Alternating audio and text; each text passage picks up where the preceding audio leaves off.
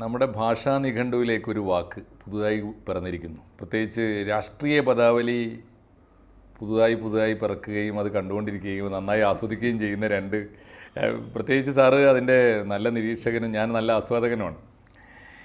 പലതരം ജിഹാദ് നമ്മൾ കണ്ടിട്ടുണ്ട്. പക്ഷേ ഈ തെരഞ്ഞെടുപ്പ് കാലത്ത് ഏറ്റവും ഒടുവിൽ നമുക്ക് കിട്ടിയിരിക്കുന്ന ഒരു പുതിയ ജിഹാദാണ് വോട്ട് ജിഹാദ്.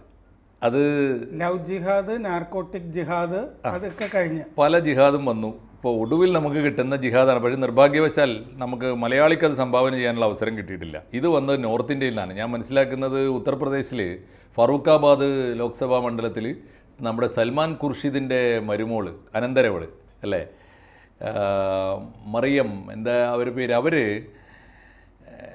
ആണ് വളരെ ഗംഭീരമായി ഈ വാക്ക് നമുക്ക് സംഭാവന ചെയ്തത്. ഈ വോട്ട് ജിഹാദിനെ എല്ലാ ജിഹാദും കണ്ടിട്ടുള്ള ഒരു മാധ്യമപ്രവർത്തകൻ എന്ന നിലയിൽ സാർ എങ്ങനെ കാണുന്നു? ഇത് തിങ്കളാഴ്ച ഒരു പൊതുസമ്മേളനത്തിലാണ് അവർ പ്രഖ്യാപിച്ചത്. ആ പൊതുസമ്മേളനത്തിൽ ഈ അമ്മാവൻ സൽമാൻ ഖുർഷിദും ഖുർഷിദിൻ്റെ ഭാര്യ ലൂയിസ് അവരും ഉണ്ടായിരുന്നു.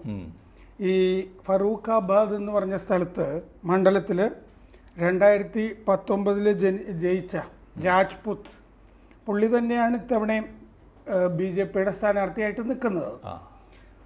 അന്ന് 2019 ഈ സൽമാൻ ഖുർഷിദ് 3-ാം സ്ഥാനത്തായിരുന്നു. ആകെ കിട്ടിയത് 55,258 വോട്ടാണ്. ആ മണ്ഡലത്തിലാണിപ്പോൾ SP സ്ഥാനാർത്ഥി നവൽ കിഷോർ ഷക്യ എന്ന് പറഞ്ഞ ആൾക്ക് വേണ്ടിയാണ് ഇവർ പ്രസംഗിച്ചത്. ഈ മറിയ അലം ഖാൻ തിങ്കളാഴ്ച മറിയ അലം ഖാൻ അവിടെ SP-യുടെ ജില്ലാ വൈസ് പ്രസിഡൻ്റാണ് ഫറൂഖാബാദിൽ. അപ്പോൾ അവർ പറഞ്ഞത് എന്താണെന്ന് വെച്ചാൽ, നമ്മൾ വോട്ട് ജിഹാദ് we have to use it discreetly and intelligently, ബുദ്ധിപരമായിട്ടും രഹസ്യമായിട്ടും നമ്മൾ വോട്ട് ജിഹാദ് പ്രയോഗിക്കണം ഇവരെ അധികാരത്തിൽ നിന്ന് പുറത്താക്കാൻ. അങ്ങനെ മാത്രമേ കേന്ദ്രത്തിൽ ഇപ്പോൾ ഭരിക്കുന്ന സർക്കാരിനെ പുറത്താക്കാൻ പറ്റുള്ളൂ. അങ്ങനെ നമുക്ക് ഭരണഘടനയെ രക്ഷിക്കാനാവുള്ളൂ. അവർ പറഞ്ഞ വാചകം മുഴുവനായിട്ട് 4 വാചകങ്ങൾ പറഞ്ഞാൽ നമുക്ക് ജയത്തിലോ തോൽവിയിലോ ഒരാളെ സഹായിക്കാൻ കഴിയും. ജയിക്കാനും സഹായിക്കാം, തോൽക്കാനും സഹായിക്കാം. ഇപ്പോൾ നമ്മൾ ആ ഐക്യം കാണിച്ചില്ലെങ്കിൽ നമ്മുടെ സ്വത്വം തുടച്ച് നീക്കപ്പെടും, ഐഡൻറ്റിറ്റി. സംഘീയ സർക്കാർ അതാണ് ചെയ്യുന്നത്. സംഘി എന്ന് കേരളത്തിൽ മാത്രമേ പറയുന്നുള്ളൂ എന്ന് ഞാൻ വിചാരിച്ചത്. അവരും പറഞ്ഞത് സംഘി എന്നാണ്. സംഘീയ സർക്കാർ അതാണ് ചെയ്യുന്നത്. അവരെ ജയിക്കാൻ നിങ്ങൾ അനുവദിച്ചേക്കാം.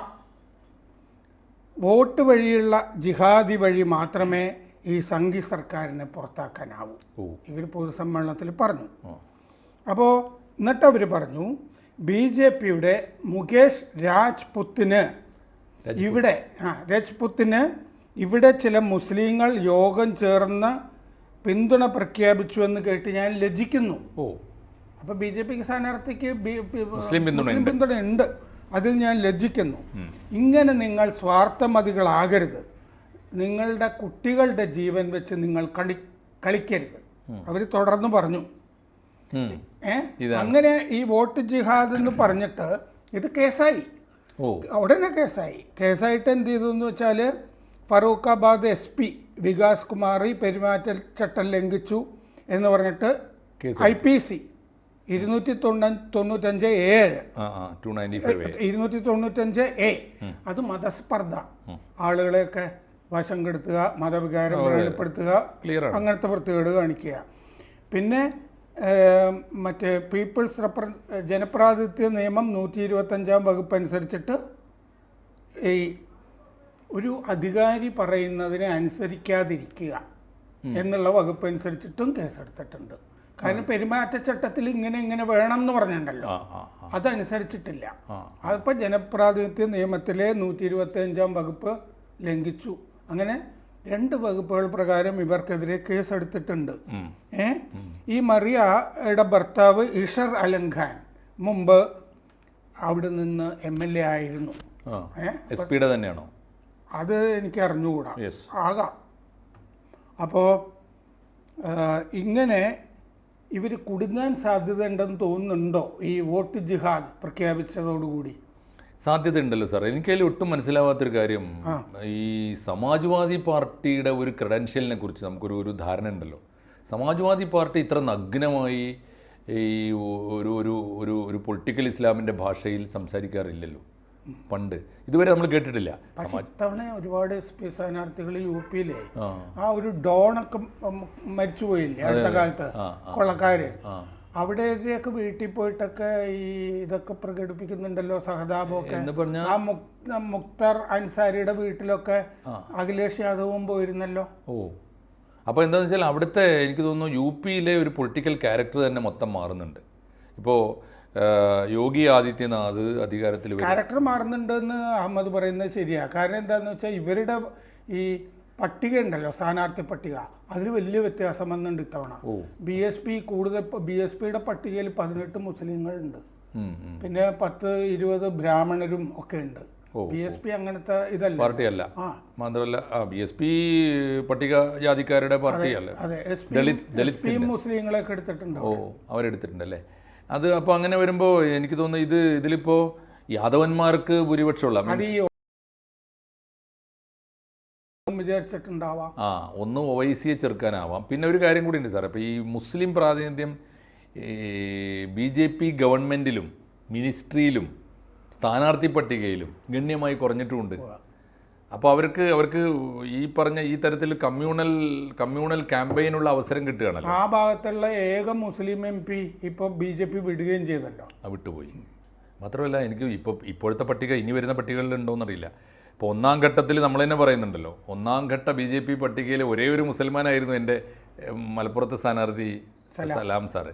അപ്പോൾ എന്താണ് ഇപ്പോൾ സത്യത്തിൽ സംഭവിക്കുന്നത്? വല്ലാതെ വളരെ വളരെ നഗ്നമായ, ഒന്നാമത്തെ കാര്യം നഗ്നമായ കമ്മ്യൂണൽ ഈ പറഞ്ഞ വളരെ കൃത്യമായ വർഗീയമായ ഈ പറഞ്ഞ സ്വത്വം എന്ന് പറയുന്നൊരു സാധനം ഉണ്ടല്ലോ. ഇവർ പോലും വിളിച്ച് പറയുന്നതാണ്. ഇപ്പോൾ SP-ക്ക് പറഞ്ഞു വരുന്ന സ്വത്വം ഒരു യാദവൻ്റെ സ്വത്വമല്ല, ഒരു ദളിതൻ്റെ സ്വത്വമല്ല, ഒരു പിന്നോക്കക്കാരൻ്റെ സ്വത്വമല്ല. പിന്നോക്കക്കാരൻ്റെ സ്വത്വം എന്ന നരേന്ദ്രമോദിക്ക് കൂടി ബാധകമാണല്ലോ, OBC സ്വത്വം എന്നൊക്കെ പറയുന്നത്. അതൊന്നുമല്ല ഇവർ പറയുന്നത്, പക്കാ മതവർഗീയതയുടെ സ്വത്വമാണ്. ആ സ്വത്വം പറയുന്ന മട്ടിലേക്ക്, അതും നഗ്നമായി പൊതുയോഗത്തിൽ വിളിച്ചു പറയുന്ന അവസ്ഥയിലേക്ക്, എന്നിട്ട് തെരഞ്ഞെടുപ്പ് കേസ് വിളിച്ചു പറയുന്ന അവസ്ഥയിലേക്ക്, സൽമാൻ ഖുർഷിദിന്റെ സാന്നിധ്യത്തിൽ. അതാണ് സൽമാൻ ഖുർഷിദൊക്കെ ഉണ്ടാക്കി വെച്ച്, എന്തൊക്കെ പറഞ്ഞാലും അങ്ങനെ ഒരു നാഷണൽ ലീഡർ നമ്മുടെയൊക്കെ മനസ്സിൽ ഉണ്ടാക്കി വെച്ചൊരു ചിത്രം. സൽമാൻ ഖുർഷിദിന് മുമ്പ് YS ഖുറേഷി ഇല്ലേ, ചീഫ് ഇലക്ഷൻ കമ്മീഷണറായിരുന്ന ഖുറേഷി ഒരിക്കൽ ശാസിച്ചിട്ടുണ്ട് വല്ലാതെ. കാരണം ആ മൻമോഹൻ സിംഗിന്റെ അവസാനത്തെ ഘട്ടത്തിൽ മൻമോഹൻ സിംഗ് 123 കണ്ണായ സ്ഥലങ്ങൾ വഖഫ് ബോർഡിന് കൊടുത്ത ആ സന്ദർഭമൊക്കെ ഉണ്ടല്ലോ, ലോക്സഭാ തെരഞ്ഞെടുപ്പിന് തൊട്ടു മുമ്പ്. അന്ന് UP-യിൽ 9% സംവരണം OBC-യിൽ നിന്ന് എടുത്ത് നിങ്ങൾക്ക് തരും എന്ന് ഖുർഷിദ് പ്രസംഗിച്ചിരുന്നു. അത് പെരുമാറ്റച്ചട്ടത്തിന് വിരുദ്ധമാണെന്ന് പറഞ്ഞിട്ട് ഖുറേഷി ശാസിക്കുകയൊക്കെ ചെയ്തിരുന്നു. ഖുർഷിദും ഏതാണ്ട്. അപ്പോൾ നമ്മളിപ്പോൾ മനസ്സിലാക്കുന്നത് SP-ക്ക് അകത്ത് നിന്നുകൊണ്ട് ഒരു കവർ വെച്ച്, ഒരു മതേതരമായ സെക്കുലർ കവർ വെച്ച്, പഴയ സോഷ്യലിസ്റ്റുകളുടെ ഒരു കൾച്ചറാണല്ലോ. അപ്പോൾ ഇത് മുലായം ആ ജനറേഷൻ്റെ ഒടുവിലത്തെ ആളാണല്ലോ. അപ്പോൾ ആ ഒരു സോഷ്യലിസ്റ്റ് കവറേജ് വെച്ചുകൊണ്ട് അകത്ത് ഈ ഒരു മുസ്ലിം സ്വത്വവാദം അകത്ത് ഒളിപ്പിച്ചു വെച്ചിരുന്ന ഒരവസ്ഥയിൽ നിന്ന് ഇവിടെ CPM ഒക്കെ ചെയ്തിരുന്നല്ലോ ഇടയ്ക്ക്. മുസ്ലിം സ്വത്വവാദം ഉയർത്താൻ ചിലരെയൊക്കെ അനുവദിച്ചിരുന്നില്ലേ, ഒരു ഘട്ടം KN കുഞ്ഞമ്മദ്, PK പോക്കർ ഇത്യാദികൾ. അതിൻ്റെ ഒരു രണ്ടാം ഘട്ടത്തിൽ ഇപ്പോൾ നഗ്നമായിട്ട് ഈ പൊളിറ്റിക്കൽ ഇസ്ലാമിനെ എൻഡോസ് ചെയ്യുന്ന തരത്തിലേക്ക് ഇവിടെ ഇടതുപക്ഷം വന്നതുപോലെ തന്നെ UP-യിൽ SP യാതൊരു മറയുമില്ലാതെ മറ നീക്കി ഒരു ഇസ്ലാമിക് ഐഡൻറ്റിറ്റിയുടെ പൊളിറ്റിക്സ് എടുത്ത് പയറ്റാൻ തുടങ്ങിയിരിക്കുന്നു നമുക്ക് വേണം ഇതിന് കരുതാൻ. ഇങ്ങനെയാണെങ്കിൽ ഇവർ ചോദിക്കേണ്ട ചോദ്യം, എങ്ങനെയാണ് ഒരു ഇലക്ഷനിയറിങ് തെരഞ്ഞെടുപ്പ് രാഷ്ട്രീയത്തിൽ എന്ത് ജിഹാദാണ്? ആർക്ക് വേണ്ടിയാണ് സാറേ ജിഹാദ്? ജിഹാദ് എന്താണ് ഭൂമിയിൽ നമ്മൾ നടത്തുന്ന ഒരു പോരാട്ടം കൊണ്ട് നമുക്ക് പരലോകത്ത് വിജയം നേടാനുള്ള പോരാട്ടത്തിനാണ് ജിഹാദ് എന്ന് പറയുന്നത്. ഇവര് പറഞ്ഞ ഭാഗം ഞാൻ പറയട്ടെ. ഇവരോട് ഈ നിങ്ങളിങ്ങനെ പറഞ്ഞതിനിപ്പോൾ കേസെടുത്തിട്ടുണ്ടല്ലോ എന്താണ് എന്ന് ചോദിച്ചു മാധ്യമപ്രവർത്തകരെ. അപ്പം മറിയ പറഞ്ഞു, ഉറുദുവിൽ ജിഹാദ് എന്നാൽ പ്രക്ഷോഭം എന്നാണ് അർത്ഥം.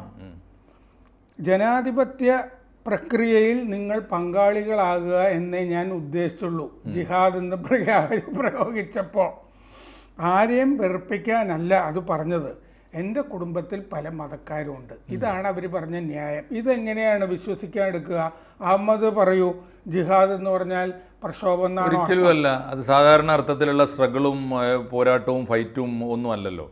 ഈ ജിഹാദ് എന്ന് പറഞ്ഞാൽ വളരെ കൃത്യമാണ്. ദൈവമാർഗത്തിൽ, ദൈവത്തിൻ്റെ മാർഗത്തിൽ പൊരുതിയിട്ട് മരണാനന്തരം ദൈവത്തിൻ്റെ മോക്ഷം പ്രതീക്ഷിച്ചുകൊണ്ട് നടത്തുന്ന പോരാട്ടങ്ങൾക്കാണ്. എങ്ങനെയാണ് ഇന്ത്യൻ ജനാധിപത്യത്തിൽ ഇന്ത്യയുടെ വെൽഫെയർ, നമ്മുടെ രാജ്യത്തിൻ്റെ സുരക്ഷ, രാജ്യത്തെ ജനങ്ങളുടെ ക്ഷേമം അത് മുൻനിർത്തിയിട്ട് മതങ്ങളും സംസ്കാരങ്ങളും ഒരുമിച്ച് നിന്ന് മുന്നോട്ട് പോകുന്ന ഒരു ഭരണഘടനയ്ക്ക് കീഴിൽ നടക്കുന്ന തെരഞ്ഞെടുപ്പിൽ ഒരാൾ എങ്ങനെയാണ് ഒരു വാക്കിനോട് ജിഹാദ് ചേർക്കുക? അങ്ങനെയാണെങ്കിൽ രണ്ട് മനുഷ്യർ തമ്മിൽ ഇഷ്ടപ്പെട്ട് നടക്കുന്ന പ്രണയം എന്ന് പറയുന്ന ഒരു സങ്കല്പത്തിൽ പ്രണയാതീതമായ ഒരു അജണ്ട, ഇഹലോകത്തെ ഇഷ്ടം, പ്രണയം, അനുരാഗം തുടങ്ങിയ അജണ്ട വിട്ടിട്ട് അതിനകത്ത് മതം കയറി വരികയും പരലോകത്ത് മോക്ഷം നേടാൻ ഈ പെൺകുട്ടീനെ ഞാൻ പറ്റിച്ചു കൊണ്ടുപോവുകയും ചെയ്യുമ്പോഴാണല്ലോ അത് ജിഹാദാകുന്നത്. എങ്ങനെയാണ് ഇപ്പോൾ ഈ ഒസാമ ബിൻ ലാദൻ ജിഹാദാണ് നടത്തിയത്. അമേരിക്കയിലെ പെൻറ്റഗൺ പോയി ആക്രമിച്ചത് ജിഹാദല്ലേ ആണ്. ഞാൻ പറയുന്ന അതിൻ്റെ അർത്ഥം എന്താ? അവിടെ പോയി തകർത്തുകൊണ്ട് നിരപരാധികളായ 3000 പേരെ കൊല്ലാനായി എന്നല്ലാതെ ഭൂമിയിലൊരു നേട്ടം ഉണ്ടായിട്ടില്ല. അദ്ദേഹം പറയുന്നത് ശരിയാണെങ്കിൽ ഇസ്ലാമിൻ്റെ ശത്രുക്കളായിട്ട് അമേരിക്കയെ ചൂണ്ടിക്കാണി, യാങ്കികൾ മുസ്ലിം വിരുദ്ധരാണെന്ന് പറഞ്ഞ് പ്രചരിപ്പിക്കുക, അതുകൊണ്ട് അവർക്ക് നാശമുണ്ടാക്കിയാൽ പരലോകത്ത് മോക്ഷം കിട്ടും. ഇതിനല്ലേ ജിഹാദ് എന്ന് പറയാം? എന്തിനോടൊക്കെ നാർക്കോട്ടിക് ജിഹാദ് എന്ന് പറയുന്നത്. എനിക്ക് എൻ്റെ വിശ്വാസത്തിന് എതിര് നിൽക്കുന്നവരാണ് സാറിൻ്റെ വിശ്വാസമെങ്കിൽ സാറിൻ്റെയും സാറിൻ്റെ മക്കളെയും സാറിൻ്റെ കുഞ്ഞുകുട്ടികളെയും ഒക്കെ ഈ മയക്കുമരുന്നിനെ അടിമകളാക്കിയിട്ട് നശിപ്പിക്കാൻ ശ്രമിക്കുന്നതിനല്ലേ നമ്മൾ നാർക്കോട്ടിക് ജിഹാദ് എന്ന് വിളിക്കുന്നത്. ഉള്ളതാണോ ഇല്ലാത്തതാണോ എന്നുള്ളതൊക്കെ രണ്ടാമത്തെ കാര്യം. ആ വാക്ക് അങ്ങനെ ഉണ്ടാകുന്നതാണല്ലോ. അപ്പോൾ ഇഹലോകത്തിൻ്റേതല്ലാത്തൊരു അജണ്ട ചേർക്കുമ്പോഴാണ് ജിഹാദ് ഉണ്ടാകുന്നത്. 2, വർഗീയമായ വെറുപ്പിൻ്റെ ഒരംശം കലരുമ്പോഴാണ് ജിഹാദ് എന്ന വാക്കുണ്ടാകുന്നത്. ഇത് ജനാധിപത്യമായിട്ടാണ് കലർത്തിയിരിക്കുന്നത് ഇപ്പോൾ ജിഹാദ്. തീർച്ചയായും അത് ഭൗതിക ലോകവുമായി ബന്ധപ്പെട്ടതല്ല, ഒന്ന് ഇഹലോകവുമായി ബന്ധപ്പെട്ടതല്ല, നമ്മുടെ ജനാധിപത്യവുമായി ബന്ധപ്പെട്ടതല്ല, തെരഞ്ഞെടുപ്പുമായിട്ട് ബന്ധപ്പെട്ടതല്ല. ഒരു മതനിരപേക്ഷ രാജ്യത്ത് ഉച്ചരിക്കാൻ പാടില്ലാത്ത വാക്കാണ് ലവ് ജിഹാദ് എന്നൊക്കെ പറയുന്നത്. ഈ പറയുന്ന വാക്ക് വോട്ട് ജിഹാദ് വന്ന് എവിടെയാണ് നമ്മൾ എത്തി നിൽക്കുന്നത്, എങ്ങോട്ടാണ് പോകുന്നതെന്ന് ആലോചിച്ചു. നേരത്തെ ഈ സമാജ്വാദി പാർട്ടിയുടെ അജണ്ടയൊക്കെ മാറിയോ എന്ന് ചോദിച്ചില്ല. ഇതിനെ സംബന്ധിച്ച് സമാജ്വാദി പാർട്ടിയുടെ പ്രതികരണം, മുസ്ലിം സ്ത്രീകൾ വോട്ടെടുപ്പിൽ പങ്കെടുക്കണം എന്നതാണ് വോട്ട് ജിഹാദ് എന്ന് പ്രയോഗിച്ചപ്പോൾ ഉദ്ദേശിച്ചത്. അതിന് ഇവരുടെ പുതിയ ഫത്വയൊന്നും വേണ്ടല്ലോ. മുസ്ലിം സ്ത്രീകൾ എന്നും ഇന്ത്യയിലെ തെരഞ്ഞെടുപ്പിൽ വർക്ക് ചെയ്തിട്ടുണ്ട്, മാറി പലരെയും ജയിപ്പിച്ചിട്ടുണ്ട്. ഓർമ്മയില്ലേ സാറിന്? ഇന്ദിരാഗാന്ധിയെ ഹോൾസെയിലായിട്ട് ജയിപ്പിച്ചുകൊണ്ടിരുന്നു, VP സിംഗിനെ ജയിപ്പിച്ചിട്ടുണ്ട്. നമ്മുടെ നാട്ടിലെ എല്ലാ ഇമാമുമാരും എല്ലാ കാലത്തും വോട്ട് ചെയ്യാൻ പറഞ്ഞിട്ടുണ്ട്. ഈ പ്രതികരണങ്ങളൊന്നും മറ്റേ ഇലക്ഷൻ കമ്മീഷൻ അംഗീകരിക്കുന്നു തോന്നുന്നില്ല. അംഗീകരിക്കില്ല എന്ന് മാത്രമല്ല, അംഗീകരിക്കാൻ പാടില്ല എന്ന് മാത്രമല്ല. എൻ്റെ അഭിപ്രായം അത് ഒരു ഇലക്ഷൻ കേസ് മാത്രമായിട്ടല്ല, ആ വാക്കുച്ചരിച്ച പാർട്ടിയെ, ആ വാക്കുച്ചരിക്കുക നേതാവിനെ എന്നേക്കുമായി ഇലക്ഷനിൽ നിന്ന് ഡീബാർ ചെയ്യേണ്ടതാണ്, മാറ്റി നിർത്തേണ്ടതാണ്. ഇതൊക്കെയല്ലേ സംഭവിക്കുന്നത്. ഇങ്ങനെ പോയാൽ എങ്ങോട്ടാണ്? നമ്മൾ തെരഞ്ഞെടുപ്പിൻ്റെ ഒരു അവസ്ഥ ആലോചിച്ച് നോക്കുമ്പോൾ ഇത് വളരെ അങ്ങേയറ്റം ഗൗരവമുള്ളൊരു കാര്യമാണ്. ഈ വെറുപ്പ് ഉൽപ്പാദിപ്പിക്കാൻ, വെറുപ്പിൻ്റെ ക്യാമ്പയിൻ നടത്താൻ ഇവർ ഈ മറിയാലം ഖാൻ SP ചേർന്നിട്ട് 8 മാസമേ ആയിട്ടുള്ളൂ. എവിടെയായിരുന്നു നേരത്തെ? നേരത്തെ കോൺഗ്രസ് ആണല്ലോ. സൽമാൻ ഖുർഷിദും ഒക്കെ കോൺഗ്രസ് ആണല്ലോ. അപ്പോൾ ഭർത്താവും കോൺഗ്രസ് തന്നെ ആയിരുന്നിരിക്കും. തീർച്ചയായിട്ടും. എന്തായാലും BJP ഭരിക്കുന്നു അല്ലെങ്കിൽ BJPയെ തോൽപ്പിക്കണം എന്നതിന് പ്രയോഗിക്കേണ്ടത് ഈ മാതിരി പുതിയ ഫത്വകളൊന്നും അതിന് ആവശ്യമില്ല. പുതിയ ടെർമിനോളജിയും പുതിയ പദാവലികളൊന്നും നമ്മുടെ നിഘണ്ടുവിൽ ആവശ്യമില്ല. ജനങ്ങളോട് ബാലറ്റ് പേപ്പർ കൊണ്ട് നിങ്ങൾ പ്രതികരിക്കണം. അതിനാണല്ലോ ജനാധിപത്യം. അത് പ്രത്യേകം വാക്കുകളൊന്നും വേണ്ടല്ലോ അതിന്. അത് മുസൽമാനായാലും ഹിന്ദു ആയാലും ക്രിസ്ത്യാനി ആയാലും ഏത് പാർട്ടിക്കാരായാലും ജനാധിപത്യത്തിൽ പ്രതികരിക്കാനും നമുക്കിഷ്ടമില്ലാത്തവരെ തോൽപ്പിക്കാനും ഇഷ്ടമുള്ളവരെ ജയിപ്പിക്കാനും ഒക്കെയുള്ള ഒരേ ഒരു വഴി വോട്ട് ചെയ്യുക എന്നാണ്. ജനാധിപത്യത്തിൽ ജിഹാദ് ഇല്ല, ഒരിക്കലുമില്ല. ജനാധിപത്യത്തിൽ ജിഹാദേ ഇല്ല. മാത്രമല്ല ഒരു ഭൗതിക ജീവിതത്തിന് ആവശ്യമുള്ളതേ അല്ല ജിഹാദ്. പിന്നെ ജിഹാദിനെ വ്യാഖ്യാനിക്കുന്ന ചില അംശമുണ്ട്. നമ്മുടെ ഉള്ളിലുള്ള തിന്മയുടെ അംശങ്ങളോട്, നമ്മുടെ ഉള്ളിലുള്ള പിശാചിൻ്റെ അംശങ്ങളോട്, നമ്മുടെ ഉള്ളിൽ തന്നെയുള്ള ദൈവീകമായ അംശം കൊണ്ട് പൊരുതിയിട്ട് നമ്മുടെ ഉള്ളിൽ തന്നെ തീരേണ്ട ഒരു യുദ്ധത്തിനാണ് കൂടുതൽ നന്മയുള്ളവരാവുക. നമ്മുടെ ഉള്ളിൽ തന്നെയുള്ള ഒരു ശുദ്ധീകരണ പ്രക്രിയയുടെ. എൻ്റെ ഉള്ളിലെ രണ്ട് വിരുദ്ധ ശക്തികൾ തമ്മിൽ ഏറ്റുമുട്ടിയിട്ട് ദൈവികമായ അംശം വിജയിപ്പിച്ചെടുക്കാനുള്ള എൻ്റെ ഉള്ളിൽ നടക്കേണ്ട ഒരു ആത്മസംഘർഷത്തിൻ്റെ പേരാണ് ആ അർത്ഥത്തിൽ ജിഹാദ്. അത് എവിടെയാണ് ഇലക്ഷൻ പൊളിറ്റിക്സിൽ കഷ്ടമായി പോയി. ഇത് പറഞ്ഞതുകൊണ്ട് ഇങ്ങനെ വർഗീയമയം ആക്കിയത് കൊണ്ടുള്ള ഭവിഷ്യത്തുകൾ അവരനുഭവിക്കും. തെരഞ്ഞെടുപ്പുകൾ ആര് ജയിച്ചാലും തോറ്റാലും സാറേ, നമ്മുടെ തെരുവിൽ മനുഷ്യർ തമ്മിൽ വെറുക്കുകയും അകലുകയും ചെയ്യുന്നു എന്നുള്ളതാണ് ഇതിൻ്റെ ഫലം. SP ജയിച്ചാൽ നമുക്ക് യാതൊരു വിരോധമില്ല. ആര് ജയിച്ചാലും മനുഷ്യരെ തമ്മിൽ തല്ലിക്കുകയും കൊല്ലിക്കുകയും വെറുപ്പിക്കുകയും ചെയ്യുന്ന വാക്കുകൾ, പ്രവൃത്തികൾ, നയപരിപാടികൾ സത്യത്തിൽ മോദി നടത്തുന്നതല്ല, ഇതൊക്കെയാണ് വിദ്വേഷ പ്രസംഗം. ഇത് തീർച്ചയായിട്ടും മോദിയുടെ വിദ്വേഷ പ്രസംഗത്തെ അപലപിക്കുന്നതിനേക്കാളും രൂക്ഷമായി അപലപിക്കേണ്ടതാണ്. കാരണം എന്നാൽ ഇത് ഇവിടുത്തെ മാധ്യമങ്ങൾ റിപ്പോർട്ട് ചെയ്തിട്ടുമില്ല. തിങ്കളാഴ്ച നടന്നതാണ്, അറിയട്ടെ, ആരും അപലപിച്ചിട്ടില്ല. ഇത് വിദ്വേഷ പ്രസംഗമാണെന്നും പറഞ്ഞിട്ടില്ല. ഇതാണ് നമ്മുടെ നാട്ടിലെ മാധ്യമ ഭീകരത. ഇതിനെയാണ് നമ്മൾ സത്യത്തിൽ പറഞ്ഞ മാധ്യമ ജിഹാദ് എന്ന് വിളിക്കേണ്ടത്. ഈ മൂടിവെക്കലിനെയാണ്. നമ്മൾക്കും വിളിക്കാമല്ലോ ചില പേരുകളൊക്കെ. അപ്പോൾ തീർച്ചയായിട്ടും ഈ നമ്മുടെ നാട്ടിലെ ഇത്തരം ആളുകൾ യഥാർത്ഥ വാർത്തകൾ, നമ്മൾ ആർക്കും ഞെട്ടലുണ്ടാക്കുന്ന വാർത്ത, സംതിങ് ന്യൂ ആണല്ലോ, ഇതുവരെ കേട്ടിട്ടില്ലാത്തൊരു വാക്ക് ഇന്ത്യയുടെ രാഷ്ട്രീയ മണ്ഡലത്തിൽ നിന്ന് കേൾക്കുമ്പോൾ അതുപോലും വാർത്തയാക്കാൻ സന്മനസ് കാണിക്കാത്ത, വാർത്ത എന്താണെന്ന് ഇപ്പോഴും വേണ്ട വിധം തിരിച്ചറിഞ്ഞിട്ടില്ലാത്ത മാധ്യമങ്ങളുടെ കണ്ണു തുറക്കട്ടെ. അതിന് ഈ വാർത്ത ഉപകരിക്കട്ടെ. കൂടുതൽ വാർത്തകളും വിശേഷങ്ങളും നിങ്ങളിലേക്ക് എത്താൻ ABC മലയാളം സബ്സ്ക്രൈബ് ചെയ്യുക, ബെൽ ബട്ടണും അമർത്തുക.